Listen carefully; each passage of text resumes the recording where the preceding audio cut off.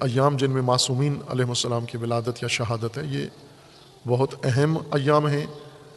یہ بھی در حقیقت بیداری امت، آگاہی امت اور احیاء امر امامت کے لیے ہیں، جس کا خود معصومین علیہ السلام نے عنوان ذکر فرمایا ہے، احیاء امر امامت، کہ ان ایام جو منسوب ہے ائمہ ہدیٰ علیہ السلام سے، امامت کو احیاء کرو، امامت کو فراموش کر کے اور امام کے لیے سوگ کرنا، یہ ایک ایسی رسم ہے جو دین ہے، ہم نے خود بنا لیا ہے اپنے لیے، امامت فراموش اور امام کے لیے سوگ، اور سوگ بھی پیشہ ورانہ سوگ، پیشہ وری کا سوگ ہے کہ باقاعدہ طور پر پیشہ ور ذاکر ہائر کیا جاتا ہے، کرائے پہ لایا جاتا ہے، سوگ ہے یہ، رلانے والا کرائے پہ لائے ہو، آپ کیسے سوگوار ہو کہ آپ کو رلانے کے لیے بھی کرائے کا بندہ چاہیے، جس کو لاکھوں روپیہ دو، آ کے امام ہفتم کی مصیبت پڑے، مصائب پڑے، آپ روئیں، وہ پیسے لے اور آپ روئیں۔ یہ اگر سابقہ لوگ کرتے تھے تو آج کی نسل، آگاہ نسل، باشعور نسل، اسے تو نہیں کرنا چاہیے، معلوم ہونا چاہیے کہ میں اپنے امام پر رونے کے لیے کرائے کا نو اگر لوں، کرائے کا ذاکر لوں، کرائے کا خطیب لوں، کرائے پہ رونا رلانا، یہ کون سا دین ہے، یہ کون سا مذہب ہے، یہ کیسی عزاداری ہے؟ کتنے ایسے لوگ ہیں جنہوں نے اپنا مذہب چھوڑا ہے کیونکہ ادھر کرایہ کم ملتا تھا، ادھر کرایہ زیادہ ملتا ہے،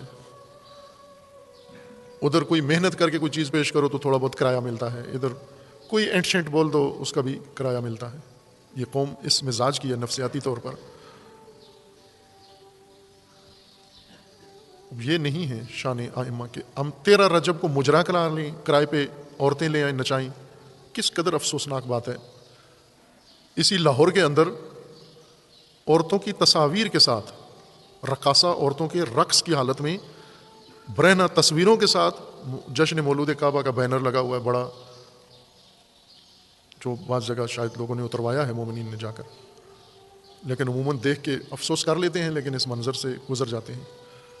یہ جشن ہیں جو رقاصاؤں کے ناچ گانے سے برپا کیے جائیں، اور پیشہ ور کرائے کے مصائب خانوں سے، شہنشاہ مصائب سے مصائب پڑھوائے جائیں حضرت موسیٰ کاظم کے، تاکہ موسیٰ کاظم کے شیعوں کو رونا آ جائے، اعلیٰ درجے کی سر چاہیے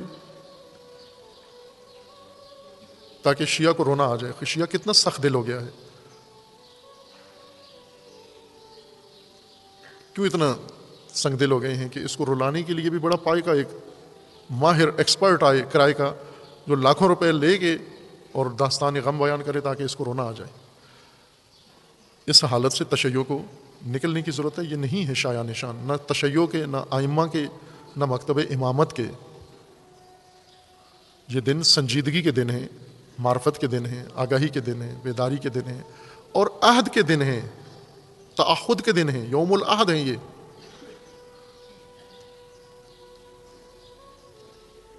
عہد نہیں کرتے، چونکہ ایک پانڈ کیسے آ کے عہد کروائے ہم سے۔ کرائے کا شاہ صاحب بانی مجلس ہیں، سامنے بیٹھے ہوئے ہیں اور سوٹے سے مونچھیں پیلی ہو گئی ہیں ان کی، اوپر کرائے کا آگے بیٹھا ہوا ہے ماہر، اور یہ بار بار شاہ صاحب کو جد کے مصائب یاد دلا رہا ہے۔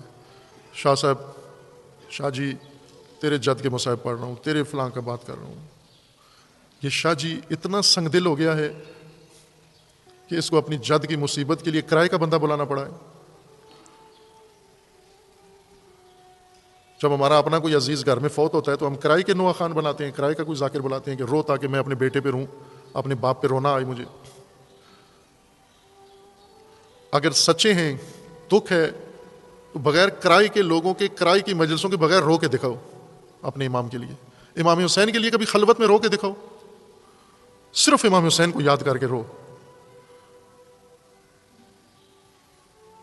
آپ کو رلانے کے لیے کتنا خرچہ کرنا پڑتا ہے، کتنی دیگیں پکانی پڑتی ہیں، کتنا ماحول بنانا پڑتا ہے، کتنا مہنگا سریلا آرٹسٹ بلانا پڑتا ہے، وہ آ کر جب دکھیا سریں لگاتا ہے پھر شاہ صاحب کی آنکھوں میں نمی آتی۔